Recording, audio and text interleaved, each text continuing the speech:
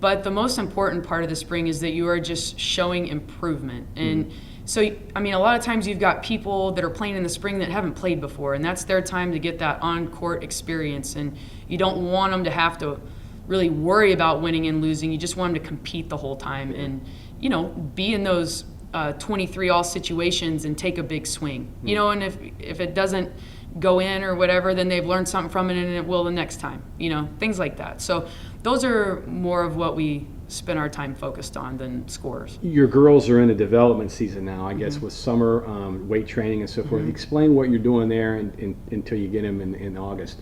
Well, we've got a lot of girls here right now. They don't want to go home, which I think is a good thing. They want to stay here. They want to work out. They want to get prepped for the season. So we've got some that just started the summer school session here in May. Those girls will be here all summer long doing both sessions. We've got some others coming back at the end of June, getting ready and getting prepped. They'll be here all month of July and the beginning of August before we get started. And then we've got a couple that are coming in mid-July for the very last 3-week term.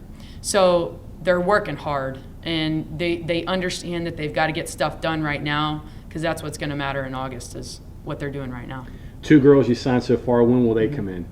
Hallie and Evan will both be here at the end of June, getting ready for the upcoming season. Evan will be in the honors program, and she gets some credits out of the way then. But they'll both be in the weight room working out, open gyms, and all that kind of stuff. So.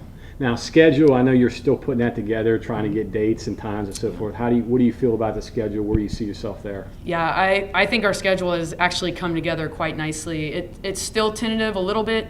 We will be opening weekend here at home. We got 5 teams coming in, so it'll be a lot of great volleyball all weekend long. We've got New Hampshire coming. We've got Valparaiso coming. We're going to have Ohio State here, Towson, and then Robert Morris.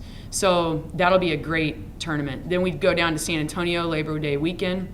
We have UTSA, Texas State, and Baylor. So it's nice to have a Big 12 team in there. And then the following weekend, we go out to Kentucky. And so we'll play Kentucky and University of Houston and Loyola Marymount of California. We're going to take a little bit of a break and catch our breath, and then conference season starts up. So, I know when you got here, you inherited a schedule, but I'm guessing that you want to play more teams in the power conferences. Is that kind of in different parts of the country? Yeah, for sure. I think you got to play the best to be the best. I don't think it's going to do us any good to go beat up on a lot of smaller schools that maybe aren't funded as well as us and have the resources that we do, and different things like that. So I think we need to compete with some SEC, some ACC, some Big 12, some Big 10. I think you're going to see some big time names on our schedule, even home events in the coming years. So we're, like I said, we've got to play the best to be the best. Well, I know the girls have been busy, but you're busy as well. You're doing the summer tour right now with the coaches tour. Then you go from that to Peru. Talk about all the things you got going on this summer. Yeah, so last week I was with Coach's Caravan, and that was great. I met some people out in Elkins, Moorfield, Martinsburg, Shepherdstown, I think it was one. I mean, it's really cool to meet all these people in West Virginia. Went down to Atlanta, saw some great people down there in that alumni association. And now I'm going to head out to Europe to do a little bit of recruiting at the end of the month here. And I do a little Texas tour of some college coaches camps. Hit Dallas, Austin, and Houston doing that. And catch our breath, and we're out at AAU's recruiting, and then we're out at Nationals recruiting, and I'm back for about a week, and then head out to the World Championships in Lima, Peru with our junior national team. Talk about that a little bit. That's an exciting time for you. I know you've been involved with this before. Talk about that and the importance it is not only for you but also for the Mountaineer program. Yeah, well, I mean, first and foremost, I think for us to represent our country on a global scale is huge.